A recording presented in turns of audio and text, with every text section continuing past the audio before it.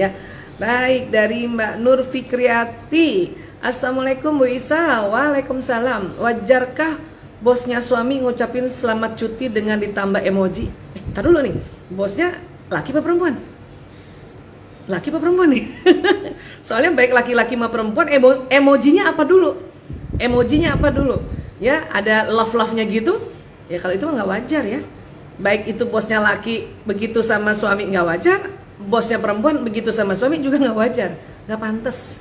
Ya, iya, ya sudah, ya, selamat cuti, udah gitu saja cukup. Gak usah pakai emoji, karena kadang-kadang emoji juga suka bisa banyak dan suka yang itu pantasnya harusnya ibunya atau istrinya yang menyampaikan atau anaknya ya, anak perempuannya ya. Iya, jadi kalau ditanya ya wajarkah, kalau Bu Isa sih nggak wajar ya, atau mungkin nggak pantas ya, nggak pantas ya, itu boleh dibahas loh ya. Ayah ini siapa sih, kok dia begini banget gitu ya, menurut saya nih nggak pantas ya, nggak pantas nih Bi ya. Yang penting suami kita dan kita ngerti bahwa ini nggak pantas. Kadang-kadang kita nggak bisa juga marahin dia ya, marahin bos ya. Oke, dan doakan insya Allah dia diajarin oleh Allah lewat peristiwa-peristiwa yang lain. Oke, iya. Next, Sarah Devia. Assalamualaikum Bu Isa. Waalaikumsalam.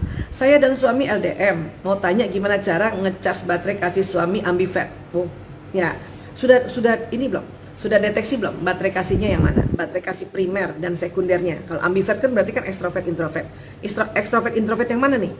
Ya, yang kombinasi damai dan gembira, atau orang bilang istilahnya plekmatis sanguinis, atau yang kombinasi ya sempurna dan mengatur, atau orang bilang melankolis koleris atau koleris melankolis. Yang mana ambivertnya? Ya, yang mana? Karena kan masing-masing beda nih ambivertnya. Kalau memang ya, kalau dia koleris melankolis atau melankolis koleris kan berarti baterai kasihnya pelayanan dan quality time atau hadiah kadang-kadang. Ya, karena itu adalah kombinasi, selalu ada hadiahnya tuh, koleris melankolis, melankolis koleris ya. Atau yang tadi, yang pragmatis sanguinis atau yang damai dan gembira tadi, berarti ada sentuhan fisik dan ada kata-kata pujian. Kalau kita ya jauh atau LDM atau LDR, memang yang paling sulit ngecas baterai yang sentuhan fisik, itu paling sulit itu ya, karena jauh kan. Kalau kata-kata pujian atau kata-kata penegasan ya, word of affirmation ya, itu masih bisa tuh. Lagi kita chattingan kah memuji, atau sedang video call kah memuji gitu ya, masih bisa tuh. Tapi yang sentuhan fisik yang paling susah ya. Paling ngasih emoticon peyuk begitu doang kan gitu ya. Atau kalau video call kita cuma bilang ayah peluk, paling bisa gitu ya. Abi Umi minta peluk, paling gitu ya, paling cuma bisa gitu. Nah, kemudian kalau tadi pelayanan dengan quality time ya, ini masih bisa, jarak jauh tuh masih bisa ya. Pelayanan itu salah satunya apabila kalau dia minta sesuatu sama kita atau dia perintahkan kita sesuatu, kita siap. Kan bisa ya, instruksi kan paling bisa lewat telepon atau lewat alat komunikasi kan. Kamu nanti siapin ini, siap mas, siap. Pokoknya kata-kata siap itu buat suami yang baterainya pelayanan itu cocok banget ya. Dan quality time artinya ya, kalau suami bilang pokoknya setiap hari mulai dari jam 5 atau habis Isya misalnya ya, jam 8 sampai jam 10 saya minta waktu kamu, kita video call ya. Nah, itu video itu yang disebut juga memecas quality time dari si suami ya. Udah jangan bikin apa-apa lagi tuh, jangan bikin acara macam-macam gitu ya, dan kasih tau anak-anak bahwa nanti ayahmu setiap hari atau setiap Senin, Rabu, Kamis ya, ini kan janjian kan ya, dia harus nelpon, video call, kita ada ya. Nah, itu bisa kayak gitu juga. Kalau hadiah ya coba gimana, kan sekarang gampang ya, kita kirim-kirim hadiah gampang. Apalagi misalnya kita di luar kota ya, kita tinggal telepon ya, mau kirimin kue kah, makanan kah, kita telepon, ada tempat makanan di kota itu, kita dikirim. Itu gampang. Yang paling susah memang itu yang bahasa kasih sentuhan fisik. Maka kalau pas ketemu udah deh, jangan kemana-mana ya, intilin saja suami terus, itu sama-sama suami terus, supaya ya sentuhan fisik atau physical touch-nya terpenuhi. Oke, cuma bisa gitu ya. Dan satu lagi mungkin ya, perlu juga nih kalau LDR ya bikin perjanjian apa. Satu, kalau berita-berita yang biasa mungkin bisa disampaikan lewat chattingan WhatsApp gitu ya, atau yang lain gitu ya. Tapi kalau yang penting berarti nelpon, sehingga suami itu tahu tuh kalau lagi kerja tiba-tiba istri nelpon, kok tumben nggak WhatsApp ya, dia nelpon, itu berarti penting banget. Kita tuh jangan tiap hari juga nih, nanti dia malah nggak mau ngangkat. Penting banget. Atau kebalikannya, suami nelpon, dia nelpon Biasanya WhatsApp, ini telepon, itu penting banget berarti. Angkat. Mungkin anak sakit atau ada berita, pokoknya berita negatif yang sangat penting atau genting, ya, penting dan genting. Ya, kalau yang biasa-biasa lewat WhatsApp. Nah, video call atau Zoom, ya, misalnya pertemuan Zoom dengan suami dan anak-anak itu janjian mau harinya apa? Setiap sore kah atau setiap Senin, Rabu, Kamis, pokoknya janjian. Supaya apa? Sama-sama siap. Istri siap, suami juga siap, istri juga siap. Siapnya betul-betul siap, pakai kudung, ya, cantik dikit, pakai bedak dikit lah, tipis-tipis, pakai lipstik tipis-tipis lah, begitulah ya. Iya, supaya siap. Suami juga siap. Mungkin dia, ya, misalnya dia selalu ada tugas misalnya. Tapi kalau dia misalnya janjian Senin, Rabu, Kamis, dia bilang sama temennya, pokoknya saya Senin, Rabu, Kamis jam 5 saya harus, ya, video call dengan istri saya dan anak-anak saya. Nah, itu kan dia bisa atur, ya. Kayak gitulah kira-kira tipsnya buat teman-teman yang LDR, ya. Karena Bu Isa juga dulu pernah LDR. 3 tahun pertama pernikahan LDR. Tapi belum ada kayak gini canggihnya telekomunikasi. Lewat telepon yang telepon rumah yang pakai kabel. Itu janjiannya pakai surat, kirim surat. Aduh, pokoknya dulu. Tapi nikmat-nikmat aja juga, ya. Dan tentu selalu berdoa untuk segera berkumpul. Ya, buat teman-teman yang LDR harus doa untuk segera berkumpul. Ya, hati-hati keasikan LDR, nanti malah sulit sekali untuk menyamakan frekuensi-frekuensi yang lainnya. Ya, doa untuk senantiasa Allah kasih kemudahan untuk bisa berkumpul. Entah suami nanti, ya, kembali kerja di tempat si istri dan anak-anak ada, atau istri dan anak-anak yang ikut suami, gitu dong. Namanya juga berkeluarga, ya. Oke, mudah-mudahan bisa terjawab. Iya, next. Oke. Mbak Silvi Yuliastuti, Assalamualaikum. Waalaikumsalam. Bu Aisyah, bagaimana cara menghadapi anak yang tidak mau berbicara dengan orang lain selain dengan ibunya? Anak saya perempuan umurnya 4 tahun. Oh, masih 4 tahun, atuh tenang aja, ya. Nah, ini nak, Mbak. Nah, ya, jadi gini, orang yang nggak mau, anak-anak yang nggak mau bicara itu biasanya kan introvert, ya, atau yang pemikir. Sudah pemikir, pengamat. Dia tuh lagi bicara sebetulnya, tapi bicara sama dirinya, bukan sama orang lain, ya. Apalagi baru 4 tahun. Dan memang orang yang paling aman itu adalah ibu. Ya, anak-anak introvert, apalagi masih di bawah 5 tahun, itu ya, orang yang dia pernah kenal aja, misalnya budenya kah atau pamannya kah, itu kalau baru ketemu lagi di awal gak mau diajak bicara. Ya, karena paling aman. Kenapa? Karena dia hati-hati. Bawah sadarnya itu, watak itu kan ada di bawah sadar. Bawah sadarnya itu selalu ingin hati-hati. Dia mikir tuh, kalau ada orang datang, ini siapa ya? Aman gak ya? Itu. Jadi biarin aja dulu, gak apa-apa. Tinggal nanti kita jelaskan. Gak usah dipaksa-paksa. Ayo salaman, gak usah dipaksa-paksa, ya. Atau kalau misal memang ada yang mau datang, bude mau datang, itu bisa 1 hari sebelumnya diceritakan dulu.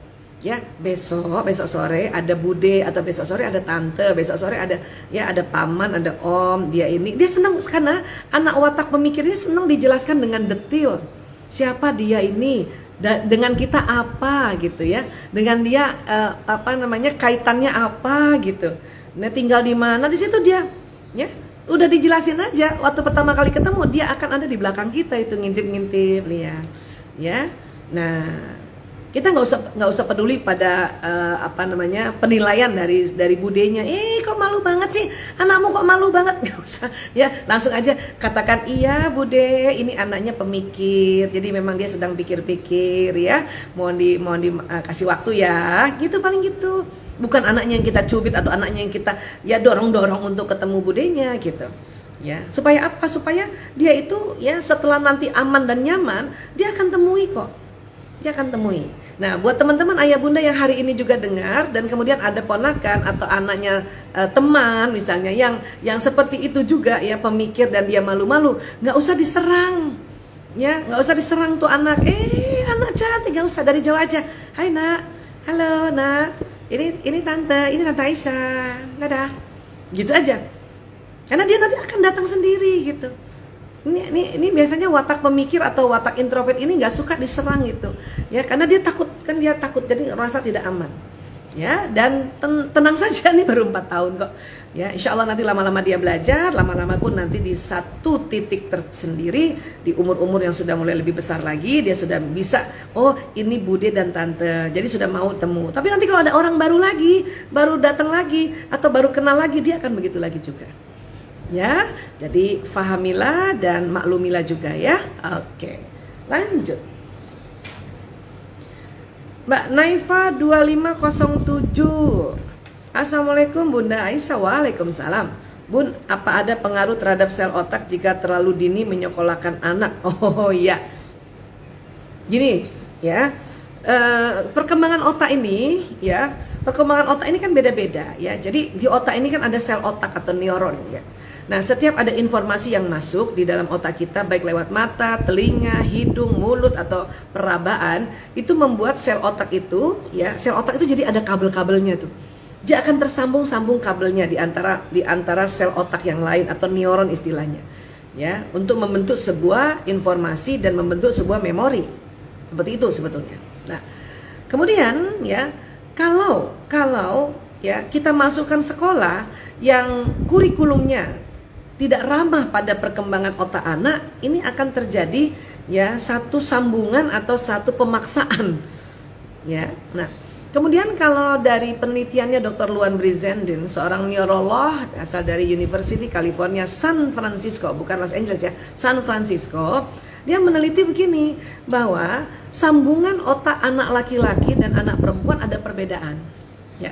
Otak besar kita ini dan otak kecil dia terbagi dua ya, kanan dan kiri. Ini yang Bu Isa pegang nih, otak kanan Bu Isa ya. Cuman mungkin di layar jadinya kiri ya. Ya karena dia mirroring ya gitu ya. Kanan dan kiri. Nah, anak perempuan dari 0 hari sampai 6 tahun itu otak kiri kanannya seimbang sambungannya. Ketemunya tuh seimbang kiri kanan. Dan kiri biasanya otak analisa, kanan biasanya otak ya relax atau otak kreativitas ya. Kiri biasanya ada matematika, bahasa, ya, keteraturan, detil, prakarya, semuanya itu kerja kiri. Analisa, kok gini, kok gitu, itu kiri. Kanan ini lihat warna, musik, ya, benda, ya, khayalan, imajinasi, intuisi. Ya, ini kanan ini. Permainan itu juga kanan, ya. Dan hikmah itu juga di kanan. Oke, nah, kemudian perempuan dari kecil sampai 6 tahun itu kiri kanannya udah seimbang. Otak analisa dan otak kreativitasnya itu sudah seimbang. Makanya kalau diajarkan masuk suatu PAUD misalnya atau masuk ke suatu TK yang mengajarkan tentang analisa dan misalnya tentang kreativitas, anak perempuan bisa. Anak perempuan mungkin umur 3 tahun bisa loh diajarin 1 tambah 1 sama dengan 2, atau sudah bisa ABC, udah bisa 1, 2, 3.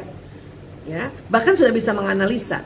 Ya, dia selalu milih baju, kalau bisa bajunya dari atas kepala sampai kaki itu sewarna, apalagi kalau wataknya yang melankolis, sewarna. Aku mau pakai baju pink aja Bunda, bandu aku pink juga, kan ada kayak gitu ya, anak-anak itu ya. Nah, kalau anak laki lain lagi ternyata. Laki-laki ternyata yang dari 0 hari baru lahir nih sampai 6 tahun yang berkembang duluan sambung-sambungan otaknya di kanan.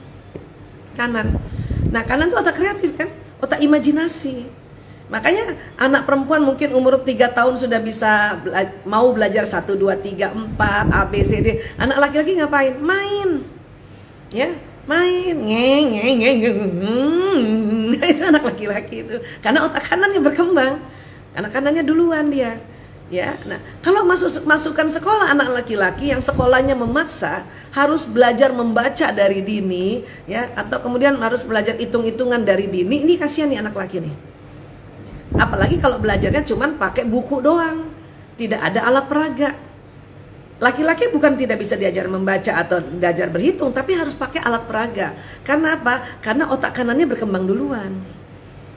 Oke. Kalau perempuan cuma di kertas doang, ya, hanya digambar 1 tambah 1, angka 1 tambah 1 sama dengan perempuan udah bisa. Laki-laki nggak bisa. Ada tulisan BO, BO, ala, bola. Perempuan udah bisa tuh, karena kirinya udah jalan. Laki-laki BO, BO, ala, setengah mati disuruh ngomong bola, bola, dia akan loncat sana, loncat sini, karena otak kanan kan otak gerak. Jadi gimana Bu Isa caranya? Yang mending beli bola aja. Baru tulisan bola tempel di situ tuh. Anak laki-laki senang caranya begitu, ya. Jadi kalau kita mau pilih sekolah, kira-kira sekolahnya udah di dalam sekolahnya itu banyak nggak alat peraga?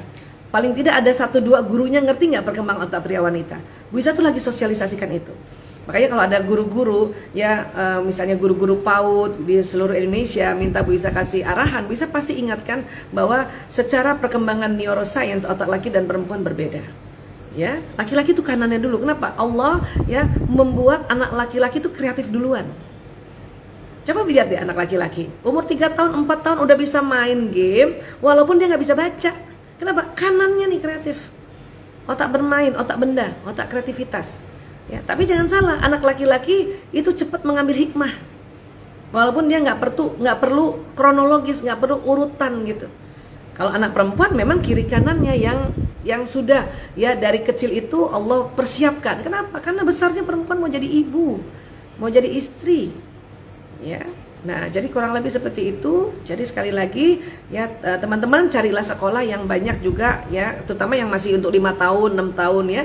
Dan kalau ada peraturan sekolah masuk umur 7 tahun tuh kenapa Bu Isa?